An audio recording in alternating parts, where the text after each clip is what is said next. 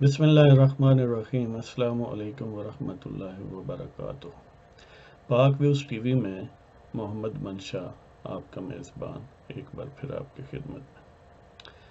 آج کے پروگرام کا فارمیٹ کچھ اس طرح ہے کہ پہلے چند خبریں آپ کی خدمت میں، کوئی ایک آدھ سینٹنس میں تبصرہ، اور بعد میں ایک بڑی پرمغز غزل آپ کی خدمت میں پیش کریں گے جو تازہ ترین جس کا نزول ہوا ہے۔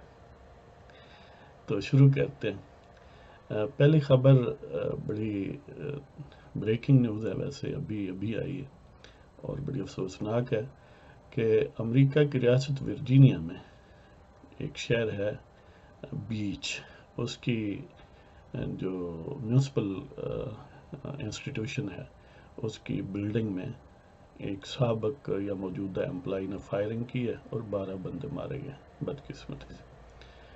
تو یہ ایمرجنگ اور بریکنگ نیوز ہے، تو اللہ محفوظ رکھے سب کو جہاں جہاں بھی کوئی ہے۔ اور دوسری خبر یہ ہے کہ انڈین کابینہ جو مودی صاحب نے نئی بنائی ہے اس کے عام افراد جو جن سے ہمارا یعنی بطور پاکستانی قوم واسطہ پڑ سکتا ہے، مودی بدستور آف کورس پرائم منسٹر اور ان کا وزیر داخلہ بی جے پی کا سمجھ لیں کہ سب سے انفلوئنشل آدمی مودی کے بعد امیت شاہ وہ وزیر داخلہ ہوگا، اور جو ششما سوراج تھی وہ کابینہ میں نہیں آئی، اس نے الیکشن بھی نہیں لڑا، اور اس کی جگہ سابق سیکریٹری ایکسٹرنل افیئرز، وہ ایکسٹرنل افیئرز کا لفظ زیادہ استعمال کرتے ہیں، فارن افیئرز کا نہیں کرتے۔ تو سیکریٹری خارجہ جو سابق تھا ایس جے شنکر، وہ اب وزیر خارجہ ہوگا، اور سنا ہے کہ ظاہر ہے وہ ایک پروفیشنل ڈپلومیٹ ہیں۔ دیٹ مینس کہ انڈیا جو ہے وہ اب بزنس چاہتا ہے، اور اس کے علاوہ وہ جو سابق وزیر داخلہ تھا جاگ ناتھ، تو وہ اب ان کا وزیر دفاع ہوگا۔ تو یہ اہم عہدے ہیں۔ وہ جو ایرانی سمر تھی جس نے راہل گاندھی کو اس کی اپنی آبائی نشست پر شکست دی ہے، وہ اسی طرح خواتین کے امور کی وزیر ہوں گی۔ تو ہمارا کنسرن یہ ہے کہ جو ڈکلیئرڈ ایجنڈا ہے انڈین گورنمنٹ کا، یہ جو نیولی فارمڈ گورنمنٹ یا ابھی وجود میں جسٹ آنے ہی والی اور ایک طرح کی پہلے کی ایکسٹینشن ہے، اس میں دو تین اہم نکتے ہیں جو بطور پاکستانی اور بطور مسلمان ہمیں جس سے کنسرن ہے۔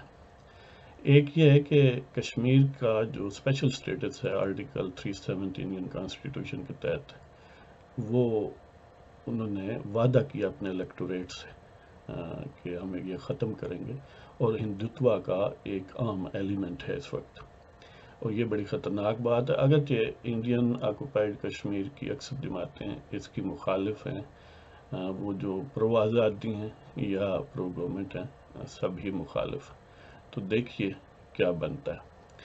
اور دوسری عام بات یہ ہے کہ جو سٹیزن شپ کے متعلق وہ امینڈ کر رہے ہیں قانون، اس میں یہ ہے کہ جو بھی وہاں پر سوائے مسلمانوں کے کسی بھی نیبرنگ سٹیٹ سے جو انڈیا میں لوگ داخل ہوئے ہیں، ہندو جین مت کے اور باقی کسی بھی مائنورٹی کے ایکسیپٹ مسلمز، ان کو وہ سٹیزن شپ دیں گے۔ اس طرح آسام میں لاکھوں لوگوں کو سٹیزن شپ ملے گی، لیکن اس کے ساتھ ہی لاکھوں مسلمانوں کو سٹیزن شپ سے محروم کر دیا جائے گا، گویا سیکنڈ کلاس اور تھرڈ کلاس اور پتہ نہیں کون سی کلاس ان کی ہو جائے گی، اور وہ ایک طرح کا ہوم لیس ہو جائیں گے، وہ بے ملک ہو جائیں گے، بے وطن ہو جائیں گے۔ تو یہ بڑی تشویشناک بات ہے ہیومن رائٹس کے حوالے سے اور مائنورٹی رائٹس کے حوالے سے اور ہمارے حوالے سے، تو اللہ خیر کرے۔ اور اس کے مقابلے میں ظاہر ہے ہماری حکومت جو ہے وہ تو معذرت خانہ رویہ ہے، وہ ان کی بلائیں لیتی نہیں تھکتی اور وہ اسے دھتکارتے نہیں تھکتے۔ تو اللہ کرے کہ ہمارے لیڈروں کو بھی کچھ حمیت کا ایلیمنٹ ان میں ایمرج ہو۔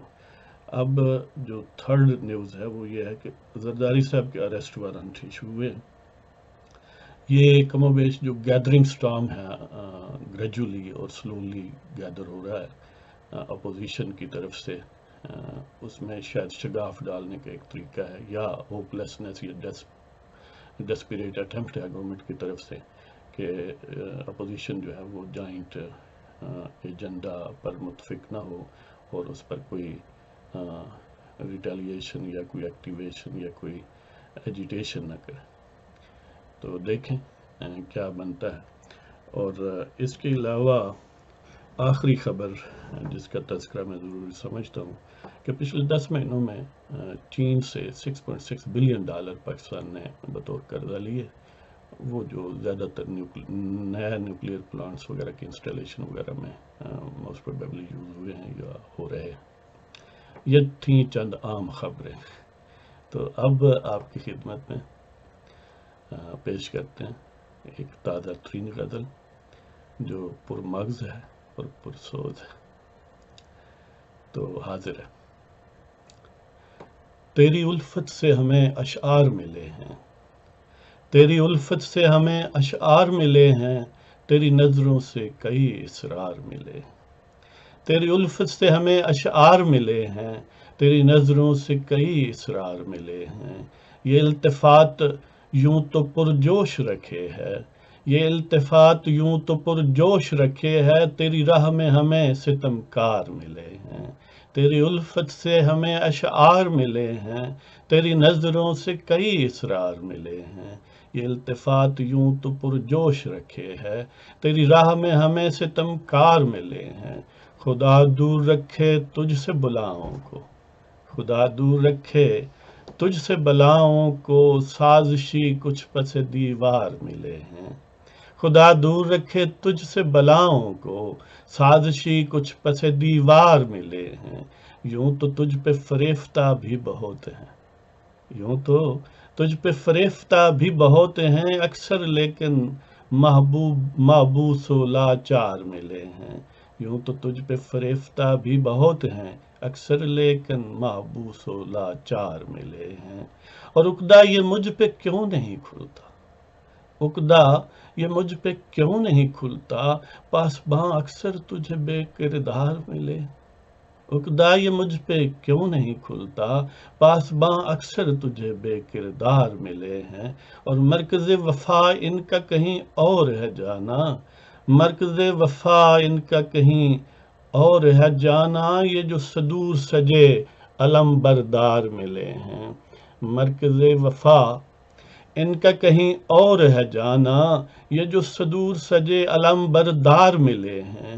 جو ہر لحظہ تجھ پہ محو ستم ہے، جو ہر لحظہ تجھ پہ محو ستم ہے، یہ اکثر سربرے اقدام اغیار ملے۔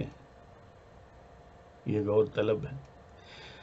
جو ہر لحظہ تجھ پہ محو ستم ہے، یہ اکثر سربرے اقدام اغیار ملے ہیں، یعنی اغیار کے قدموں پر ان کا سر نظر آتا ہے لیکن تم پر یہ ستم کرتے ہیں۔ جو ہر لحظہ تجھ پہ محو ستم ہے، یہ اکثر سربرے اقدام اغیار ملے ہیں، در رقیب پہ عاجزی ان کی دیدنی ہے، در رقیب پہ عاجزی ان کی دیدنی ہے، بے حمیت تجھے یہ چوبدار ملے ہیں۔ در رقیب پہ عاجزی ان کی دیدنی ہے، بے حمیت تجھے یہ چوبدار ملے ہیں۔ وہ جو تجھ پہ ہزار جاں سے فدا ہیں، وہ جو تجھ پہ ہزار جاں سے فدا ہیں، میری جاں ایسے بھی دو چار ملے، بس دو چار ہی ہیں۔ وہ جو تجھ پہ ہزار جاں سے فدا ہیں، میری جاں ایسے بھی دو چار ملے ہیں۔ اور تیری الفت سے ہمیں اشعار ملے ہیں، تیری نظروں سے کئی اسرار ملے۔ اس کے ساتھ ہی آج کا پروگرام جو ہے اس کا اختتام کرتے ہیں، اس ریکویسٹ کے ساتھ کہ ہمارے چینل کو سبسکرائب فرمائیں اور نوٹیفیکیشن بٹن جو گھنٹی نما ہے اس کو بھی دبائیں۔ تو اب اجازت چاہتے ہیں۔ خدا حافظ، پاکستان زندہ باد۔